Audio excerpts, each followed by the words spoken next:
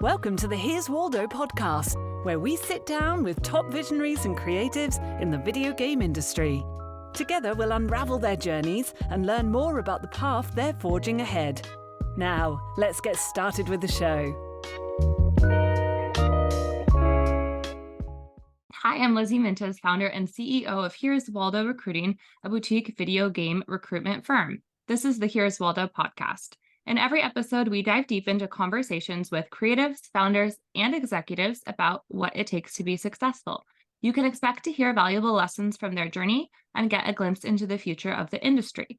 This episode is brought to you by Here's Waldo Recruiting, a boutique recruitment firm for the game industry. We value quality over quantity, transparency, communication, and diversity. We partner with companies, creatives, and programmers to understand the why behind their needs. Today, we have Don McGowan with us. Don's time in the entertainment industry has included stops at Bungie, Pokémon, and Xbox. While at Pokémon, Don stick-handled the launch of Pokémon Go, produced the #1 feature film, Pokémon Detective Pikachu. While at Xbox, he launched some of the biggest IPs in gaming. Let's get started. Thank you for being here, and what a delightful shirt you have on today. Thank you, Lizzie. I picked out one of my very best blouses for you. Anybody who has had the misfortune of coming across me in the world knows my collection of blouses. I get so few chances to wear them these days that I had to go get a good one for you. My wife vetoed my first choice, which was orange. She's like, maybe pick a color that's not the same color as your skin. I was like, do I have orange skin? She's like, you don't not. So here I am with blue. What a great start to the interview. You're awesome. Can you talk a little bit about what you're up to these days? Sure. As you pointed out, I was at Bungie. I actually did 2 stints at Bungie. I was Bungie's lawyer, and I was actually the guy who spun Bungie out of Microsoft on behalf of Microsoft. Then took a small 12-year hiatus to go work at Pokémon and came back to the Bungie world in March 2020. I led the team doing the transaction to bring Bungie into Sony. Then I suspect Sony woke up one morning a few months ago and said, why do we have 2 legal departments for the exact same subsidiary? And so now my old legal department from Bungie, there's one guy left, and the rest of us are all out in the world, taking our knowledge and using them in new ways. I've gotten myself involved with a law firm that I did a lot of work with when I was at Bungie called Kammerman, Unschik, Sonecker, and Klein, or Cusk. They were the guys that did all of our anti-cheat litigation, for example. They stick-handled and coordinated that. So I've had a good relationship with them, obviously, for a few years. When I got out into the market, they said, would you like to come and be a part of us? So now I'm working with a law firm. There is a fortunate thing for those of us from the games industry who have that kind of an opportunity. Not a lot of people have it, and I feel very fortunate to have it. I look at it as, if you know anything about the linear media business, you have people that are studio executives, and they're studio executives for a few years, and then they go out and they run their own production company for a few years, and then they come back in and be an executive at another studio. I think that's a paradigm that we'll start to see more and more in the games industry, and sort of the back office G&A functions spinning out and working inside in the industry for a few years, coming back in and working at a different company. I don't know that my time in games is done. It could be. I don't want it to be, but the way the industry's going, who knows? Hey, it's supposed to pick up. I mean, things cannot be bad forever. And then soon you'll have offer letters without even interviewing, like 3 years ago. It's just a cycle. That was, in fact, exactly. So Bungie, although I ran the gauntlet of Bungie's interview process, which was like 10 different interviews with 12 people. I met the entire Bungie leadership team before I joined it, which was interesting. That came up because a friend of mine who was, and still is actually in the Bungie leadership team, reached out to me when I was at Pokémon and said, listen, we need a GC. Can you come help us? And so I ended up going over to Bungie. My Pokémon job was a little bit more of a weird sort of headhunting situation. There is a particular recruiter in the legal industry in Seattle who basically has cornered the market to the almost complete exclusion of every other recruiting agency out there. Her name is Victoria Harris. Victoria Harris, I've known Victoria for a lot of years, obviously, and I knew her back when I was at Xbox. And Victoria used to call me to see if I had people that I could suggest for various roles she was recruiting for. And she called me one day and said, I'm recruiting for the General Counsel of Pokémon. And I said, well, I'm in play for that job. And she was like, wait, seriously? So I got past the headhunter screen that easily. Sorry, I shouldn't call them headhunters on a recruiter's podcast. No, that's okay. I think when you're a headhunter, you're out there finding people, opposed to a recruiter might be more inbound. So I think the distinction is fine. The word is a little grotesque, but it is what it is. That's why I say I shouldn't use it in a recruiting person's podcast. Many apologies. No apologies needed, Don. I like that you have this sweet memory of your recruiter. A lot of people have that, so makes it worthwhile. Makes all the odd situations in recruiting worth it. Talk to me about the inclusion clubs you created at Bungie. So I don't know that I'd say I created them. I've actually had 2 pass-throughs doing inclusion activities. One was I was the executive sponsor of accessibility at Bungie. And then previous to that, when I was at Pokémon, I was the executive sponsor for all of the inclusion clubs that Pokémon created while I was there. Mostly because when I was at Pokémon, I had a strange situation of having budget and authority to make decisions and authority to authorize activities. And so combine that with a guy who is a little bit, maybe I'm going to call it a little bit maybe more socially minded than some other folks. That got me interested. We had a rule at Bungie that every accessibility club or every inclusion club had to have an executive sponsor. And so I said, I'll take accessibility because, you know, it's a cause that's near and dear to my heart. I went several years with a misdiagnosis of macular degeneration and had been told I was going blind. And so the idea of accessibility activities became very personal to me in that particular point. Turns out I'm not going blind. You can just think so from my shirts. You're great. So tell me about what game studios can do to protect their employees in 2024. Such studios as want to protect their employees have a lot of opportunities to do it. I say euphemistically, I have a very strange perspective on layoffs, having been a part of one. People in my situation aren't usually counted in the layoff situation, right? We usually are kept inside the company. In fact, usually it's your general counsel who's doing the layoff, not who's being done to. And so I think the first thing folks can think about is, do they have the employee balance that they want? If they do, fantastic. If they don't, then obviously you've got to think about whether or not the employee balance is the issue or the product balance is the issue. You're not going to convert an artist into a QA person overnight, unless the artist wants to become a QA person, in which case, fantastic. There are opportunities for them all over the industry. When I was at Pokémon, we didn't do significant layoffs when I was there, in large part because the perspective of the company was we hired for life. A very old school Japanese perspective. Yeah. The games industry has started to go much more in the direction of the linear media business.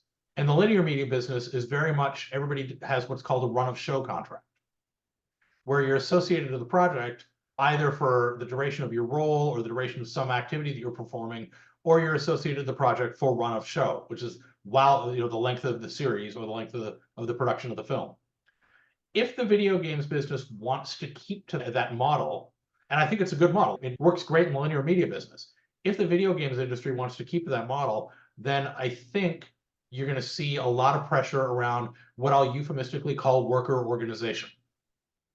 I am a fairly strong advocate of worker organization, which is kind of surprising, being the guy you used to call when people talked about worker organization.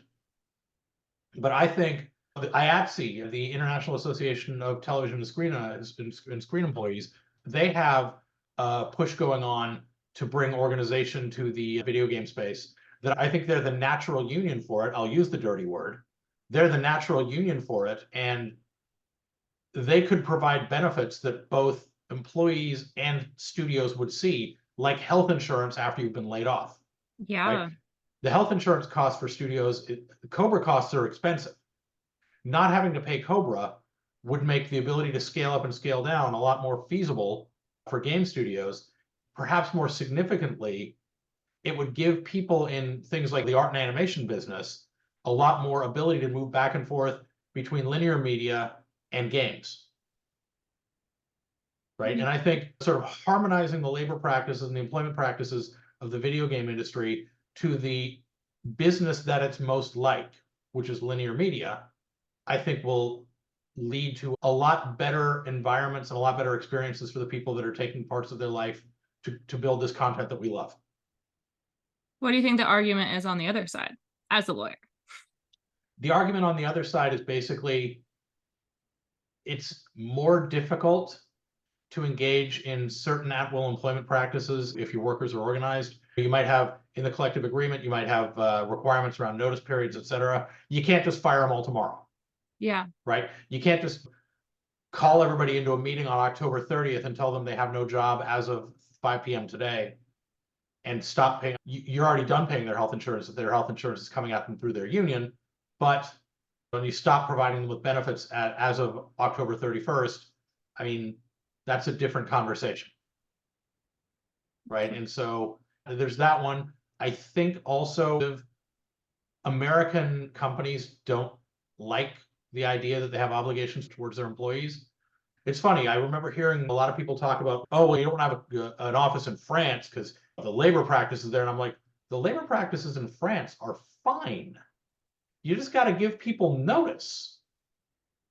What is it? It's not. Is it 90 days? It's 90 days in France. Yeah, the notice period is long. Yeah, but it requires some amount of planning. Both sides. Oh, right. So That's if you quit, you have to give 90 days, which from a recruiting standpoint is challenging. But I guess to summarize, if you really plan ahead on either side, you could make it work. You just have to open your rec sooner or manage your finances ahead. A lot of companies in those kinds of environments will put you on garden leave.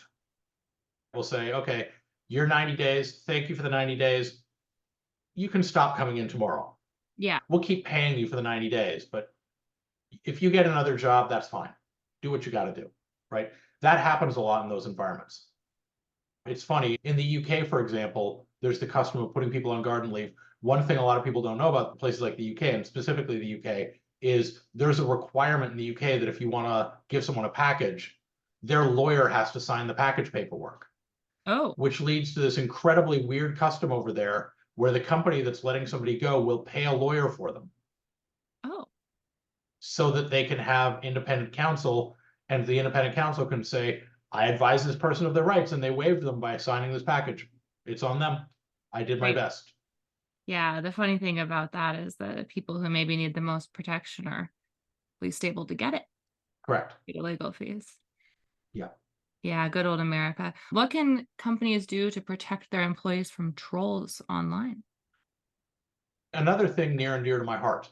While I was at Bungie, I was involved in a situation. I can give a little bit of the backstory on it because obviously I was the guy. We had one of our community managers who I'll euphemistically refer to as DG. We only ever identified him by initials in the court proceedings. So some guy in West Virginia, we found out he was in West Virginia during the course of this, who was pretty super racist, found DG's wife's phone number online somehow and started calling her and leaving super racist voicemail messages on her voicemail. Like, hey, tell your husband that Bungie needs to create some N-word killing DLC. He didn't write the word N-word. I said the word N-word because I'm not going to say the other thing out loud. In the old John Mulaney bit of, if there's two words and one you won't even say, that's the worst word. I'm not going to say that word. But he was perfectly happy to say that word into DG's wife's voicemail.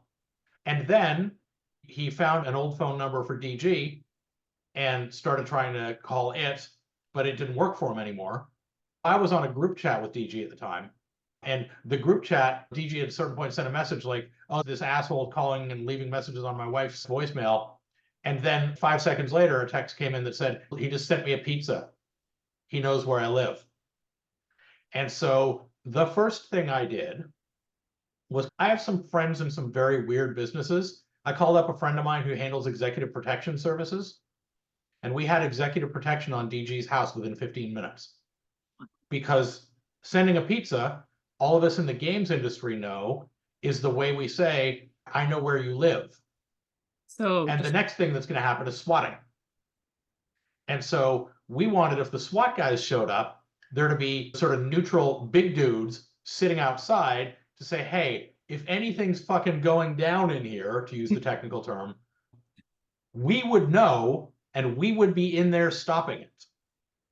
Right? And so second thing is, if the SWAT team comes and they don't want to talk to anybody, then we have big dudes outside who can stop the SWAT team from kicking down this guy's door. And so we put executive protection on his house. We then scrambled the fighter jets a little bit and said, okay, well, all we have is a pizza, which he sent COD through the Domino's app.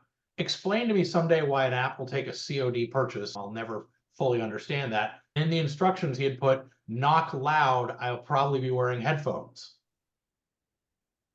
So he sent this thing COD with instructions, hey, I'm probably not going to answer the door, and make sure I answer the door, because DG is not going to pay for it. So that's a good way for him to get in a fight with the pizza delivery guy. Also, it's a good way for our West Virginia racist to send a pizza and not have to pay any money. Right. Like I said, we scrambled the fighter jets. The next thing we did, so we had a pizza delivery, which meant there had to be a phone number attached to it in some way, because the Domino's app requires a phone number. So we found out it was a VoIP number. And the VoIP provider in Canada is one that is fairly well known for what I'm going to euphemistically call customer privacy. So we did a lot of work when we were doing our anti-cheat investigations. We did a lot of work with cybersecurity investigators. I actually was a cybersecurity guy before I was a games guy. So perfect. Helpful. Even more helpful, I'm Canadian. So we got a VoIP provider in Canada. I got lawyers all over that country. I got old colleagues everywhere. This is a VoIP provider that was in outside of Toronto. We reached out to a guy who used to work up in Toronto and got him engaged. He went and got this very strange Canadian court order. A lot of court orders get the name of the case that they were first used in. So the name of this order is Norwich Pharmacol, because it was first in a case involving a company called Norwich Pharmacol. Norwich Pharmacol orders are a requirement to give information about a subscriber and not tell them. Okay. And so we got this order from this VoIP company that was required to give us the information about this guy and not tell him that they told us. So that's how we found out he was in West Virginia, because we did an IP trace. We got his IP address, we traced it back, we found he was in West Virginia. Then we dropped a second set of people on this guy's house to make sure that we knew if he was going to leave and go to the airport, because we had that court order within 2 days. Amusingly, while all this is going on, my Bungie stories have a lot of very weird locational aspects to them. In this one, my wife's daughter went to school in San Luis Obispo at Cal Poly. It was her graduation weekend while I was dealing with all this. So I had to sign the affidavit remotely. To do an affidavit remotely in Canada, they have to see you sign it. So my wife's standing there with her phone, video recording me as I'm signing the affidavit on my phone, standing in Morro Bay, California, because we were down there for my stepdaughter's graduation. So we get this guy's info. We're long lensing him through his house. Apparently, his neighbors all thought it was the FBI, which is kind of funny. We then got a restraining order against him. Excellent. On behalf of our employee DG. So, West Virginia. Restraining orders have to be served by the sheriff. The sheriff was a buddy of this guy's dad. He's not serving his friend's kid a restraining order. We ended up getting a default judgment against him. We brought civil proceedings in Washington also. Basically for deterrent factor and to have something to hold over this guy's head. We also banned him from the game. Spoiler alert, guess what was the only thing he cared about? Getting banned from the game. Yep. This guy could not have cared less that we got a restraining order against him, could not have cared less that ultimately got a $500,000 judgment against him, a $500,000 default. He didn't contest anything because all he wanted to do was get let back into the game, which I assume still hasn't happened, hadn't happened as of the time I left Bungie. Probably not, yeah. Yeah. So we got this judgment that basically said two things. One, any amount of money that Bungie spends or an employer spends investigating harassment is damages to the company. And two, since you can only attack a company by attacking its employees, you can't attack Bungie, you can't attack Microsoft, you can't attack Sony. You can only attack the people who work for a company. So harassment of them is harassment of the company. Therefore, the company has an obligation to protect its employees. So, and has an obligation to spend that money to investigate harassment to stop it from happening, right? Corollary to the obligation of a safe workplace, you can't just have stairways with no railings on them. Right? It's a very analogous situation to that. What's funny, my colleagues at the law firm that did this for us, it's a brand new theory of law, and I'm like, it's actually super not. It's just OSHA without a regulatory agency. Employees having an obligation to provide a safe workplace, there's nothing new about this, but okay. Everybody seemed to think it was this big deal. Well, it was a big deal. I mean, there's so many awful things, and I have heard stories I won't repeat on the podcast. So many, especially women, who were not protected by their companies. So what a great example. And I just want to throw this out there. This is an additional thing to viewers. If this happens to you, your company has an obligation to protect you. Lizzie knows how to find me. I am the world's most hyper online lawyer. It's true. I am not difficult to find. Go find me on LinkedIn and see pictures of my dogs. Biscuits and gravy. I was wondering if you were going to get brought up. Biscuits and gravy, they're downstairs right now, letting the construction guys who are outside doing work on our house know that they'd like to go play with them. My dog is in the garage, letting people who walk or drive by know the same thing. Yes. Biscuits is half husky. We did the DNA tests. She's half husky, so she doesn't bark. She just yells. Yeah. Gravy is 105 pounds and German Shepherd /Pit / all the hounds. So he has a good loud alarm bark, which means the construction guys know Gravy is there right now. Yeah. Biscuits, they may not have realized. They may not realize it's a dog. Follow Don for more Biscuits and Gravy content and updates. And for those who are curious, Gravy got his name because the shelter found his litter on Thanksgiving. So his brothers were Turkey, who's now been renamed Kobe for some reason. Turkey, gravy, rolls, mashed potato, stuffing, and green beans. We have met Rolls in the wild, and Rolls is like a twin of Gravy. Turkey he's a little more shaggy. But yes, I will also absolutely proselytize for the Adams County Pet Rescue, which is where we got both of those dogs. They are an Eastern Washington shelter. Eastern Washington is full of dogs and apparently full of puppies constantly. So if you ever want a puppy, these people have fantastic amounts of dogs. Their dogs are wonderful, and please help and support them as you can. Yeah, it's nice you had a good name for your dog. My dog's name was Bullet when we adopted him, so he is now renamed to Hans. Biscuits was Voodoo when we adopted her, and I don't think that's a nice name for a dog because, No, because it's not. No, really. And I think that might be why she was still at the shelter. Yeah, but maybe you can change the name, but yeah. You win. Can you talk about how companies can revive an IP and build a brand? Yes. To a certain degree, I'm going to keep a little bit of my secret sauce because for people to pay you. Yes, because I charge money for this. So I would say, here's my thoughts. I was one of the 5 people that helped bring Pokemon back around. I think one of the things that benefited us with Pokemon is a thing that's difficult to replicate, which is having been so super popular the first time, right? Because we had to wait through the years when all of the fans were in high school. Because on a kid's property, there's this natural gap. You get them when they're kids, and then around 10 or 11, maybe 12, you start to lose them. And then they go through high school, and then they get to college where it's okay to be into things, and they don't have to deal with the peer pressure of a high school situation. And so then they go back and they rediscover the things that they enjoyed. I think we also benefited from the fact that, parents would see the kids watching Pokemon and be like, I used to watch that when I was a kid. Yeah. And, you have a 5 and a 6-year-old, it's still cool to do stuff with your parents. So I would say the first step is take your brand and think about what are its natural extensions. For example, you have a brand. I have to do this because this is how the brands are thought of, even though I don't necessarily know that I love the gendering of this. You have a boys brand.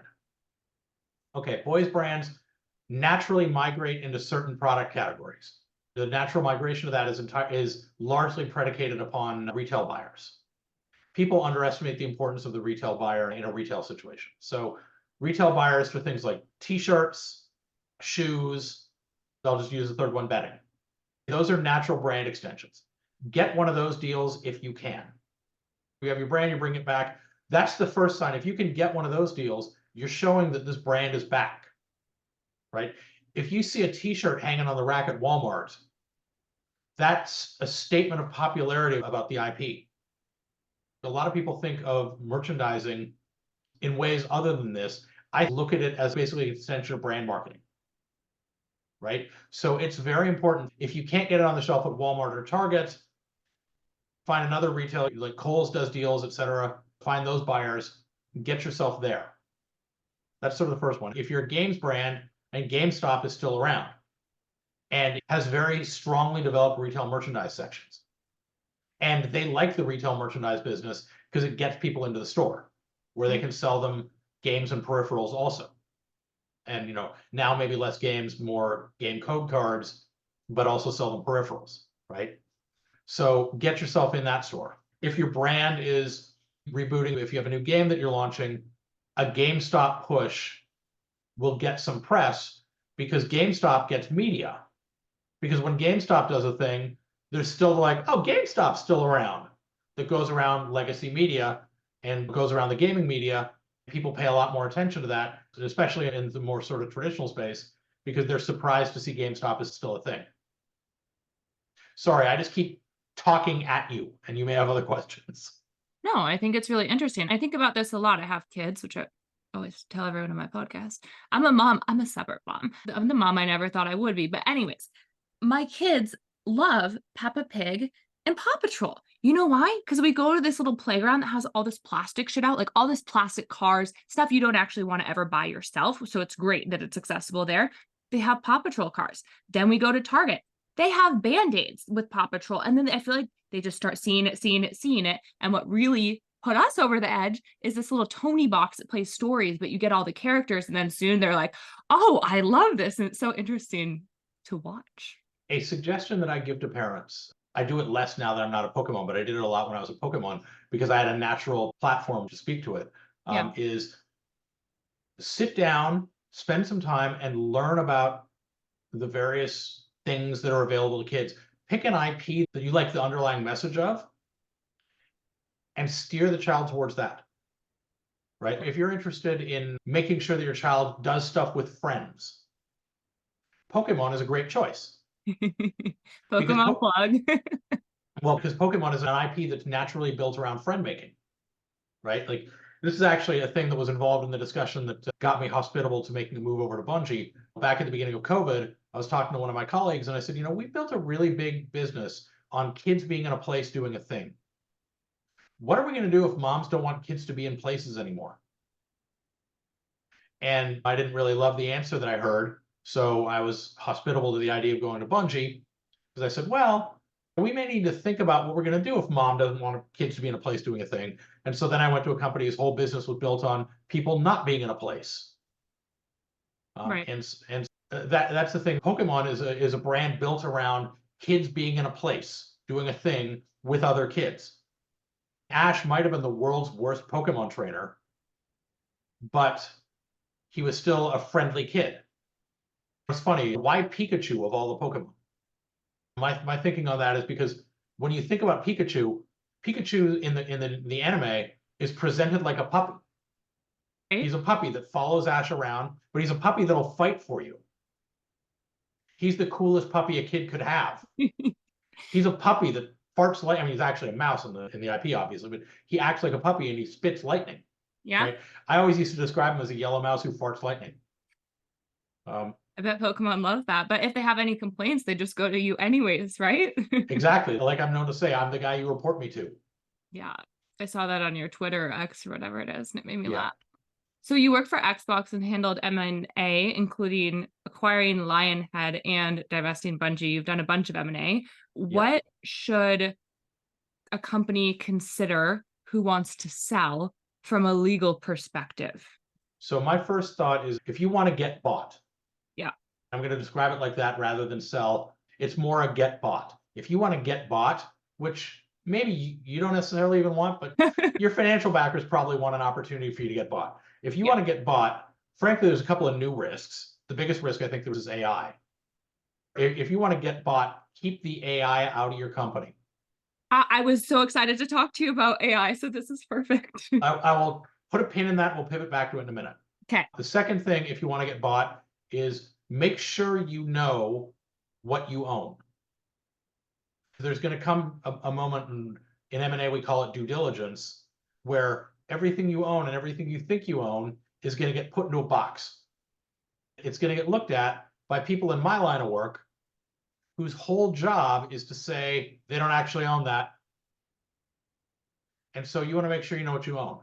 Third thing you want to do is you want to make sure your relationships with your employees, your key employees, are very locked down.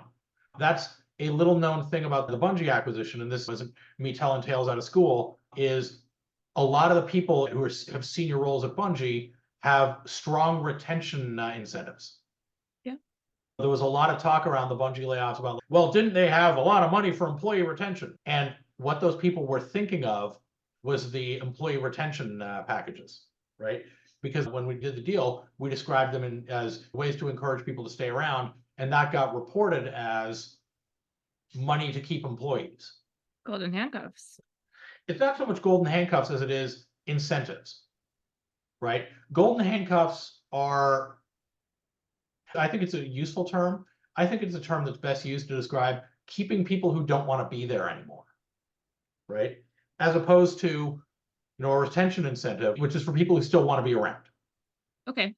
There are definitely golden handcuffs in this life, right? Company compensation structures can lead to some very perverse incentives. When I was involved at Pokémon, most of my comp at Pokémon was paid as bonus, which is interesting because bonuses are withheld. The withholding tax on bonuses is very different from the withholding tax on regular income, which candidates rarely consider when looking at total comp. Correct. And that's why I'm bringing it up to you, of all people, because you know this when I know, other people don't. Yes. I have many educational conversations. Yes. And so what folks don't realize is that bonus is being withheld at, I'm going to use the actual numbers, 22%, but your income tax bracket might be 31 or 35 or 38, depending on how much you get paid. And so you're going to get a fun surprise from the IRS next year.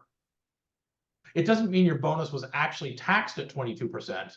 It means that's all your employer is going to withhold. You're still going to owe the rest of the tax yourself, right? And so that was always a big surprise, right? Or if you're looking to get bought, make sure that your employees aren't going to have any negative surprises like that hit them. Good point. Yeah. A surprise from the IRS is maybe one of the worst surprises out there. I euphemistically coined the term negative surprises for those moments. That would be very much, yeah. The additional one is make sure you're entirely buttoned up on anything that could get you investigated by any government agency. Make sure all your advertising is completely perfect, because the last thing anybody wants to buy is a government investigation. Do you have any more specific examples in terms of what could go wrong? Oh, I was about to give you one. And I'm going to give you one based on a regulatory agency that everybody in the space knows to fear, which is the Australians. The Australians have a particular set of rules around advertising that if you don't abide by them, gives them opportunity and cause to investigate you. And a small game developer might say, well, I don't live in Australia, I don't care, right? But you're getting bought by, I'll use an example that's not a company I've worked at, you're getting bought by Ubisoft. Okay, Ubisoft has offices all over the world. They got to care about all sorts of crap. And so they got to care about the fact that, well, we have employees in Australia, so we're subject to jurisdiction there. And so we want to make sure we don't make the Australians angry. And if the Australians get angry, they have very punitive fines. If you're Ubisoft and you have an office in Australia, then you probably have bank accounts in that country. They're susceptible to being seized. Once you get bought, you're about to have a big target painted on you by every regulatory agency in the world, because think back to the Microsoft Activision thing, right? Like, why did the UK get a vote on Microsoft buying Activision? I'm pretty sure Activision has an office in the UK, but I know Microsoft has two, three if you count Lionhead, but they also have their main Soho office where they do their MSN work, which is still a thing, and they have Thames Valley Park, which is where they do their research work. And so Microsoft is amenable to jurisdiction in the UK, has employees there, has other business activities there, etc. Right? So that's why the UK got a vote on Microsoft Activision. And so anything that Activision was doing went under the microscope because they were being bought by a large company that makes news inside those territories.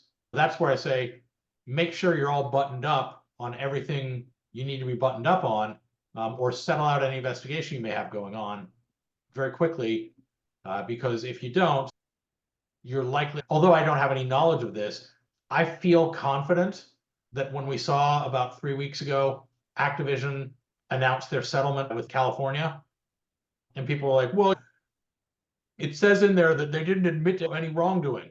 Well, that's what all settlement documents say. But I suspect that happened because Microsoft probably made them do it as a condition of closing. Right. Because that's the kind of thing that happens as a condition of closing, is you have an obligation to make sure you're not being investigated by any government in the world, or settle out the investigation as part of closing. And the more, I think people don't think about this who are employers, the more locations you have, the more liability that you have. Yeah. And that's one of the fun things about remote work is you're now exposed. The most fun from an employer, yes. you're now exposed in territories where you didn't even think about it. Yes, right? And they send you awful notices about your UI notice and all these different things. And yes. Yeah. Yes. I mean, it's funny to me how much employment law is based on location. In two ways. One, the state in which you are, and two, so much of it is predicated on there being a job site. I remember when I was at Bungie was, and I believe still is, a remote everybody company. There were exceptions to that. On-site building security, for example, had to go to the office. So those jobs weren't remote eligible, but anybody else, yeah.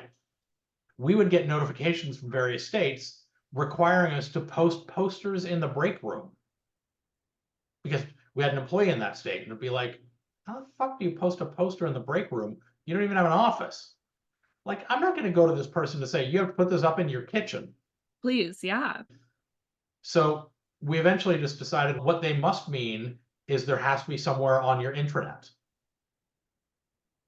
I think this was a huge missed opportunity for states during COVID, was to make themselves more amenable to remote work. In fact, there are some states, I had a conversation like back in 2018 with West Virginia Senator Joe Manchin about how can we make West Virginia a more attractive destination for tech employers. Speaking of a state that missed its moment entirely during COVID, because the first thing they should have done was to revamp all of our labor requirements to make it so that they're not office dependent. And maybe in the case of Vermont, you have to get something notarized with a witness. I mean, they're dinosaurs. Vermont does not do tech, but it's so unappealing. Yes. Even better is when you're dealing with people outside of the United States and you have to deal with this thing that's called an apostille. We refer to it as consularizing a document. If you want to send something, for example, to the government of Brazil, that's a US corporate record, right? Like proof that your company is registered to do business in the state of Washington. Say you need to send that to the Brazilian government for some reason. Okay. Well, how do you prove that to the government of Brazil? The Washington Secretary of State is the repository for all corporate documents. Okay, but how do you prove that? Well, you get the United States Secretary of State or State Department to certify that the Washington Secretary of State is where those documents are kept. So you have to send a document to a local state government office and then to Washington, D.C., and then you send it to the Brazilian embassy to the United States. And they certify that in the United States, it would be the Department of State that would tell you that the Secretary of State of Washington can say that. That is the most, mind-numbing is the best word. It takes 5 months. It's the most ridiculous thing ever. And these countries are like, we want you to pay tax here. I want to pay my tax too. They're like, but how do we know you're real? You want me to go through 15 layers of bureaucracy so I can pay you tax? It's wild. I remember I was trying to open business in another state and I had to call some phone number. I was doing it myself, which was early on in my business. Yeah. Obviously a mistake. That's not a me activity for my personality, but I had to call some number to get some code, but the number didn't work. That just makes my eye twitch. Like, what do you want me to do? Yes. Trying to comply. What more are you asking from me? And one thing that's fun is that in the US, you have to go through all this nonsense because of state tax. Yeah. States that don't have state tax make it a little easier, but they still got to go through a lot of this shenanigans. The US is the only country that works like this. I am not surprised. American companies don't realize that everybody else isn't like this, right? Like, go back to the discussion that I was talking about with respect to working in France a few minutes ago, right? People don't realize France doesn't do this. In the US, it's so bad that you get companies that are remote first will tell you, okay, but if you're on vacation, you can't work while you're on vacation. For Because so many otherwise, games, right? you just exposed us to a new tax problem. It's funny. I know people that work in the hedge fund industry. And one of the things they do is they're like, we fly private everywhere because if we're in a high tax state, we don't want to wait overnight for our flight because that exposes us to so much tax that it's actually cheaper for us to fly private. Well, that's a nice excuse. Right. Being at the airport is a similar experience to me calling a number that doesn't work. Right. I spend 125 days on the road every year at Pokémon. I know my way to the airport. I have an efficient system too, but the airport is still my personal hell. Just waiting in line. Okay, talk to me about AI and games. And AI and games. Yes. The big risk on AI is you can't copyright any of it. So go back to the discussion of why it came up in the discussion of you're getting bought. You don't own any of your assets because you made them with AI. So anybody can rip you off. Not only you don't own it, but nobody can own it. The position that the US Copyright Office is taking is AI generated assets are impossible to copyright. Okay, fantastic. Nobody can own it. You're selling your company. What do you own when you're a company? The thing that is the object of commerce in a corporate acquisition is three things: your code base, your collection of contracts, and your collection of IP. At least one of those doesn't exist because you don't have any IP, right? It's funny, inside the games business, we use the term IP in a very non-standard way. I had a fun conversation with a colleague of mine when I was at Pokemon, because for historical reasons, all of the Pokemon IP is originally registered by Nintendo. This guy made this amazing to a lawyer statement to me. Nintendo doesn't own the IP, they just own the copyrights. And I was like, what the hell do you think the IP is? Do you know what IP stands for? It's the term of art for copyrights and trademarks. But of course, he meant the brand, right? In the way that we all in the industry use it. The point being, the brand instantiates in the world by a bunch of registrations of copyrights and trademarks. Basically, trademarks are an exclusion, copyrights are a permission. You have the right to be the only person that can reproduce this thing. Trademarks are, you're the person who has the only right to associate this thing to a category of merchandise. So what if you want to make a bunch of assets for your game, AI spits them out for you, and you tweak them a little bit? Is it okay then? The US Copyright Office has said we won't let you register that either. And how is that proven?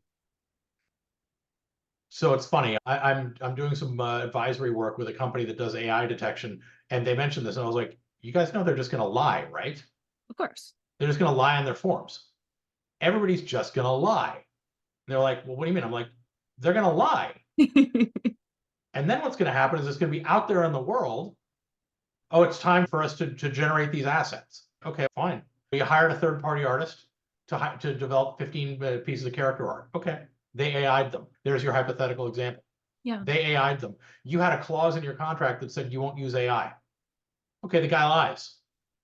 Because the choice is get paid or not get paid. They're going to get paid. And so they're going to lie. And so what's going to happen is you're going to put this thing out in the world, and it's already going to exist inside your game. You better be able to patch your game. Live service game, at least you can patch it on the fly. A mobile game, you can patch it on the fly. But if you're just dealing with regular box product, yeah, good luck with that. Right? If you're developing a mobile game and you deploy the mobile game through, let's use iTunes as my example, Apple has a fairly robust patching process, so they can force a patch down. This is analogous to a thing that actually happened to me, and it's a story that's public, so I can tell it. When I was at Xbox, we made it as a launch title for the 360, because that's how far back I go. I did the launch of the Xbox 360. We had a game called Perfect Dark Zero. Perfect Dark Zero had a battle scene in a temple, and the floor of the temple had what the artist thought was an art design on it. But it wasn't an art design. It was Arabic calligraphy. And what it said in Arabic was, there is no God but Allah and Muhammad is his prophet. Oh, yikes. And there was a gun battle on that. Ah. And we found out because somebody put it up on a forum and said, what the fuck is this? And so we were like, okay, patch this thing out right away. We had just launched Xbox Live, so we could patch the title, but there was no forcing anybody to patch it the way you could today with the Series X or PS5, where you could just sort of, okay, we're going to force it down. That's the kind of thing. And I know you had Kate Edwards on here a little while ago. I used to work with Kate when I was at Xbox. She's fantastic.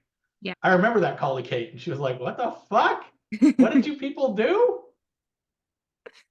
Was absolutely like, yep, this is a thing. We did it. That made me ready to go into the world of the Nintendo non-connected devices for 12 years. You got one chance to get it right. You got to get it right the first time. Scary. But yeah, you generate the asset with AI. You don't own it. So the people who are going to buy you just knocked a zero off the price of your company. Yeah, but let's say you're making Red Dead Redemption. How many people even worked on it, right? And you get some contract artist in whatever other country. How are you supposed to verify that now? There are tools. Okay. Call Don for more. I was going to say, do the tools work? From what I've seen, the one that I'm working with does. Yeah. But do they work perfectly? We're seeing it all over the press right now. People are getting tagged with like, oh, they used AI to generate this art. People are taking very public positions on this stuff, and it's a challenge. I feel for some of the folks that I've seen. You know, it's funny. I'm deliberately and obliquely not naming one company, but I know the people in their legal department that got tagged with this problem when it happened, and I feel for them. Hard times. Okay, I have one last question. Fire away. It's kind of a big one. Tell me your thoughts on the epic Apple antitrust suit. So back in the day, I say this by way of opening, back in the day, before I got to Microsoft even, so like in the early 2000s, I was a competition lawyer, which is the non-US word. Yeah, which is the non-US word for antitrust.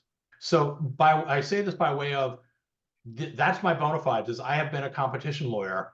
So I think the court got it entirely wrong. When you do the market definition exercise, the market is games and the market is devices. And so when you're looking at the iPhone, there is only one market. It's called iTunes, and Apple has monopolized it. Go back to the old Microsoft Internet Explorer lawsuit, right? And the question was, functionally, can you have an operating system without a web browser? If the answer to that is yes, then the web browser is not an integral part of the operating system. And the court reached the decision that the answer was yes, and so there you go. So can you have a phone without an app store? The answer is obviously yes, right? All the natural purposes of a phone, calling, messaging, the only thing that an app store is for is to turn the phone into something more than a phone. So just like turning a computer operating system into something more than a computer operating system. Apple, was it tied selling? I actually teach entertainment law. I do a class on this. Was it tied selling? It's absolutely tied selling. You can't buy an iPhone without getting access to iTunes. So there's your answer. They are requiring you to go through their one tied selling method. And yeah, maybe there are consumer advantages. I mean, here's my phone. You may not be able to see the logo through the case, but that's an iPhone. I use an iPhone, right? Like, I'm not morally opposed to the Apple environment by any means, but the court just got it wrong. And the decision last week or this week to deny certiorari to the Supreme Court got it wrong too. And why they got it wrong is because there is this thing among lawyers. It's called the Federalist Society. You may have heard of it colloquially. I'm not going to go on to one of my usual rants about the Federalist Society. This is a more oblique one. The Federalist Society is very associated to libertarian economics. And libertarian economics is very associated to a school called Law and Economics Theory and the University of Chicago School of Economics, and a judge named Robert Bork. And for us olds, Robert Bork was a guy that Ronald Reagan tried to name to the Supreme Court in the 1980s, and he was blocked because it turned out he was a terrible person, but also he was terrible at judging. Because Robert Bork was the guy who came up with the idea that the only thing we should care about is consumer prices. And that's just wrong. The other thing we should care about is whether or not anybody else can start a business doing this thing. Right? Going back to the Microsoft Internet Explorer case, that was brought because Netscape wanted to start a web browser and Microsoft foreclosed them out of the market. And so the US government said, well, we think there should be a competitive market in this kind of thing. And so too, you'd think, I used to teach the Apple Epic case by saying Epic should win. I think it's just an absolute error of law that they lost. I could blather on about this forever, except I know we've hit the hour. Thank you for letting me poke you with that final question. It was a delight. Here to help. Yeah, you're funny. We've been talking to Don McGowan. Don, where can people go to find out more about you? Follow along Biscuits and Gravy. Maybe follow along Biscuits and Gravy. I am on most of the social media platforms. Well, I have an Instagram account that I don't use. Biscuits and Gravy have an Instagram account that my wife maintains. I am on all the other regular social media platforms. If you look for me on Twitter, it changed its name. Or if you look for me on Blue Sky, I go under the handle @LegalMinimum, which was my first failed attempt at branding when I was going to start writing guides. The legal minimum you need to know about X. And then I realized nobody's going to pay money for it. And that was a stupid idea, but I come up with a lot of stupid ideas. Maybe many of the things I said today were some of them. Who knows? But yeah, or follow me on LinkedIn, my actual name. I use LinkedIn like Instagram, so I don't really maintain an Instagram account. You'll see a lot of pictures of my dogs and or the output of my dry ager. And maybe your workout setup as well. Oh, I was going to say, and my home gym. And hopefully your rooftop deck. The roof deck that I just had furniture delivered for. It's funny. This wall behind me is completely white for a reason, is because I'm eventually going to take the various things I have and start hanging. When I was at Bungie, I'm also an internet minister, as so many of us are. I did the wedding for one of the people on my team, and he gave me one of the groomsmen gifts, which is a Nordic battle axe. So I have a Nordic battle axe that I need to hang somewhere. So that wall behind me is solid wood and waiting for me to hang the battle axe on it. It's solid wood so the anchors won't rip out of the wall. You need it there. It'll be the most badass lawyer of all. Right? And it's funny, I had a bunch of space for various relics and other things. Behind me, or behind the screen on shelves there, are what my wife refers to as my collection of treasures. Having worked in games for 20 years, I've got a very good collection of ship gifts. It's actually up there, which is why I'm looking up. I have the world's most cursed Microsoft ship it. Every cursed product Microsoft ever launched is on that ship it. The social media posts. You need the Xbox Live Vision camera. Remember the always on camera, the Strip Uno camera? I have a ship it for that. I have a ship it for Viva Pinata Party Animals. The mini games version of Viva Pinata. Just every cursed product Microsoft ever launched is commemorated on my ship it. Follow Don. Shadowrun for Vista. We need to see it. The people need to see this, Don. I feel like I need to stand up and grab it, but then you'll see that I'm wearing my pajamas. Podcast issues. I'm definitely not on the bottom, so. Thanks again, Don. Thanks to you. See you, Lizzie. Thanks so much for listening to the show this week. To catch all the latest from Here's Waldo, you can follow us on LinkedIn. Be sure to click subscribe to get future episodes. We'll see you next time.